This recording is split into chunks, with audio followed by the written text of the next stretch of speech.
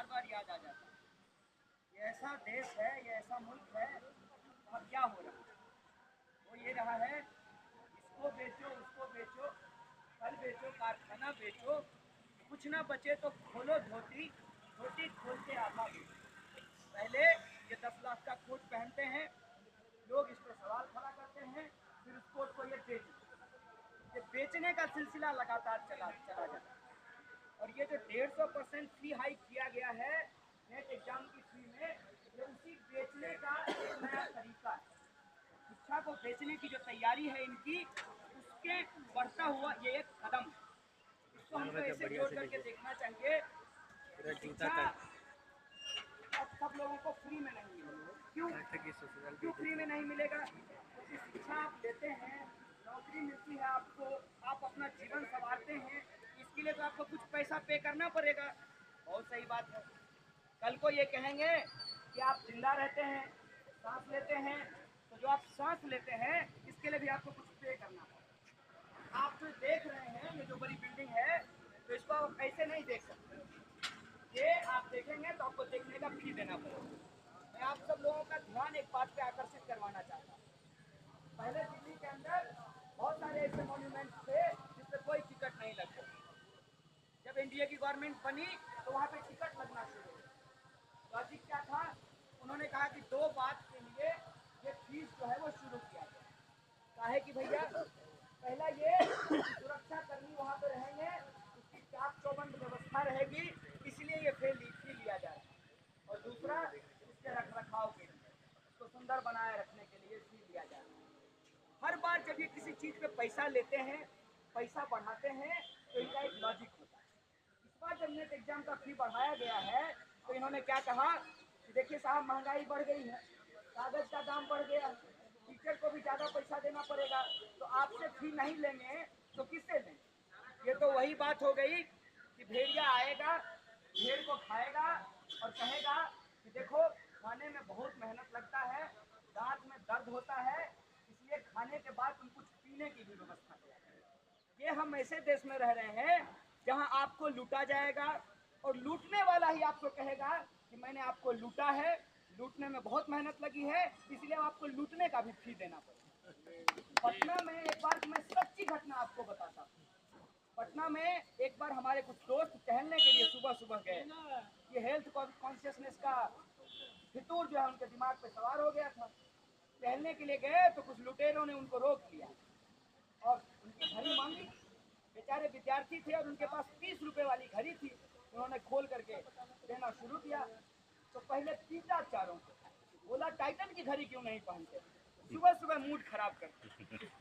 साथियों, हम किसी सरकार के अंदर नहीं रह रहे हैं। बेसिकली संसद में आज लुटेरे बैठे हुए। इनका काम क्या है? इनका काम वही है जो आप सारे बहुत सारे लोगों ने 2 बीघा जमीन देखा होगा, उसमें जो किसान होता है उसको पहले महाजन कर्ज देता है और फिर उस पर इतना सूद बढ़ाता है कि किसान की जमीन उस महाजन की हो जाती। इस देश में यही हो रहा है कि महाजनी व्यवस्था खत्म हो गई और यह जो सरकार है, ये सरकार अब महाजन बन गया।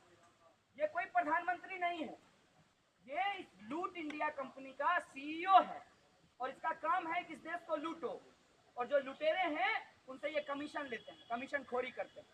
आप ही बताइए, यह मीडिया जिसमें इतना पैसा लगा हुआ है, दिन रात मोदी मोदी की माला क्यों जपता है? मंदिर में पुजारी भी बिना मुफ्त का मंत्र राम राम नहीं करता, फीस होता है। तो ये मीडिया अगर दिन रात राम राम कर रहा है, मतलब मोदी मोदी कर रहा है, तो उसने जरूर कुछ ना कुछ फीस लिया होगा। और ये फीस आती कहाँ से है? ये फीस हमारे सामने जो मजदूर लोग काम कर रहे हैं, इनका पेट काटा जाता है। ये 12 घंटा काम करेंगे, इनको 6 घंटे का दाम दिया जाएगा। और ये जो छोटे छोटे दुकानदार हैं, ये सिर्फ दुकानी नहीं करते हैं, कुछ वर्दीधारी लोग खड़े हैं, ये इनकी भी सेवा अलग से करते हैं। तो ये तमाम चीज जो हो रहा है वो फाइनली पहुंचता है पार्लियामेंट के सीईओ के पास। ये मुल्क जिस फिलॉसफी के साथ चल रहा है दोस्तों, उस फिलॉसफी को हमको समझना पड़ेगा। वो फिलॉसफी ऐसी है, ये ऐसा लोकतंत्र है जिसमें लोक नहीं, एक ऐसी शिक्षा व्यवस्था है जिसमें शिक्षा नहीं दी जाएगी, आपको ग्राहक बनाया जाएगा। और आप जब ग्राहक बनेंगे, आप जब इन्वेस्टमेंट करेंगे, तो आप भी बाहर निकल करके क्या करेंगे? दुकानदार से कहिए कि भैया केला हमको 10 रुपए का 18 दे दो, तो वो देगा? नहीं देगा।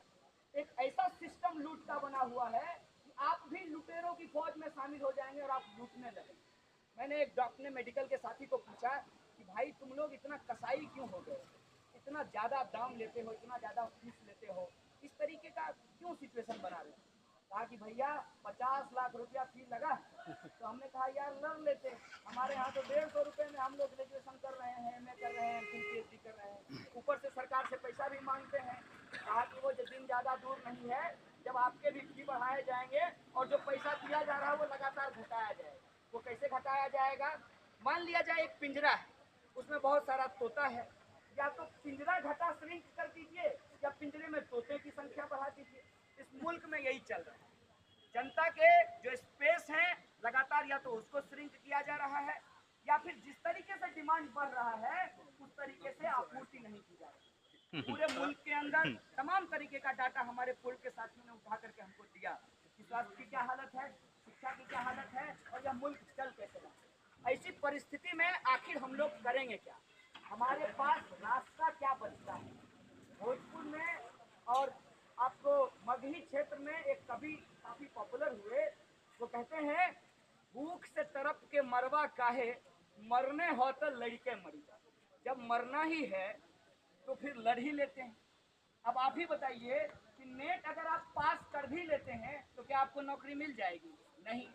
अब इनको इससे भी दिक्कत हो रहा है कि इतने लोग नेट क्यों पास कर लेते। ऐसा करो फीस ही इतना बढ़ा दो कि बहुत सारे लोग फॉर्म ही नहीं भरे। अब ऐसा तरीका अपनाओ कि लोगों के पास डिग्री ही नहीं हो, लेकिन फिर वो बात समझते नहीं है। यह जनता है, यह जनता है जो अपनी बात को पहचानती है, चीज़ों को जानती है।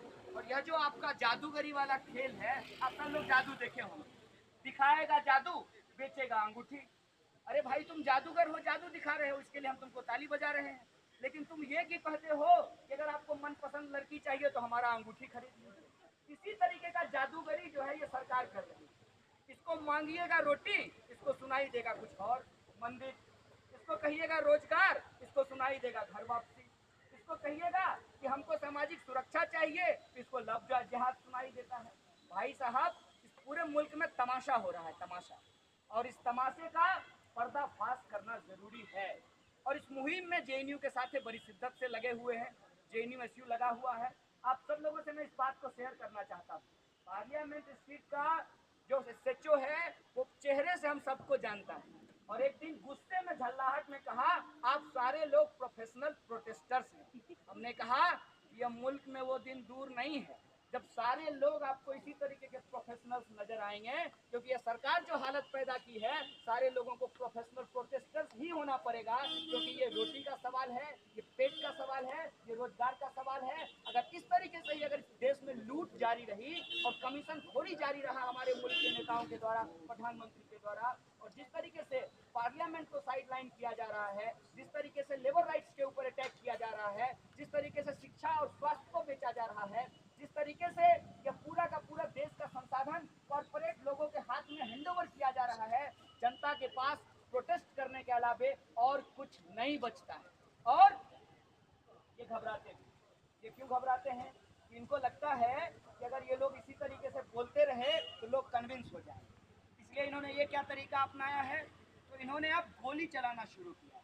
महाराष्ट्र के अंदर नरेंद्र दाभोलकर की हत्या हुई। क्या मांग रहे थे वो अंधविश्वास का विरोध कर रहे थे, और ये चाहते हैं कि लोग अंधविश्वासी बने रहें, मंदिर का गोरख धंधा चलता रहे, ताकि लोगों को बेटी रोटी का जो सवाल है, जो सुरक्षा का सवाल है, जो जीवन का सवाल है, उससे उसको भटकाया जा सके।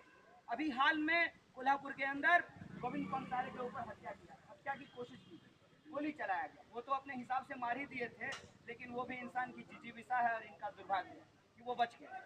वो बच गए हैं तो उनको मारना क्यों चाहता है? क्योंकि वो टोल टैक्स का विरोध कर रहे हैं, वो नाथूराम गोडसे की सच्चाई सामने ला रहे हैं, वो शिवाजी की सच्चाई सामने ला रहे हैं, और इससे इनको दिक्कत हो रहा है। इस मंच से उन तमाम संघर्षरत साथियों को, जेएनयू एसयू को मैं लाल सलाम पेश करता हूँ। और यह जो लुटखोर ताकत है जो इस देश को बेचने की साजिश में संलग्न है, चाहे वो नरेंद्र मोदी हो या इनके दूसरे नुमाइंदे हों, स्मृति ईरानी का नाम लेने का कोई मतलब नहीं है। जब प्रधानमंत्री ही पपेट बन गया है तो बाकी कैबिनेट का आप क्या नाम लीजिएगा? कुछ लोग कहते हैं कि स्मृति ईरानी लायक नहीं है, तो इसका क्या मतलब है कि नरेंद्र मोदी बहुत लायक है? ये सारे के सारे लोग नालायक हैं हमारी फिलॉसफी के हिसाब से। उनकी फिलॉसफी के हिसाब से तो वो बहुत अच्छे लोग, लेकिन वो लोग जो इस गुमान में वोट दिए थे कि 15 लाख हमारे खाते में आने वाला है, उनको सच्चाई पता चल गई। और 5 साल के अंदर जो दूसरे तरीके का सपना पालने वाले लोग हैं, उनको भी उनकी सच्चाई का पता चल जाएगा। और ये सच्चाई हमें पहले से पता है, ये सच्चाई हमें पहले से पता है कि भेड़िया कभी भी भेड़ का यार नहीं हो सकता है, शेर कभी भी बकरी का यार नहीं हो सकता है। और बकरियों को एकजुट होना पड़ेगा, और इनकी ताकत अगर एक साथ हो, अगर एकता एक साथ हो, तो फिर इनको हराया नहीं जा सकता है, क्योंकि डेमोक्रेसी में संख्या बल का तो मायने है ही। अगर इस बात को हम समझते हैं तो इस सत्ता को भी चुनौती दे सकते हैं, इस फ्री हाइक को भी रोक सकते हैं, और इस मुल्क के अंदर जो लूट है, जो शोषण है, उससे भी मुकाबला कर सकते हैं। इन्हीं शब्दों के साथ इस लड़ाई को लाल सलाम पेश करते हुए मैं अपनी बात को खत्म करूंगा। शुक्रिया। इनकलाब जिंदाबाद।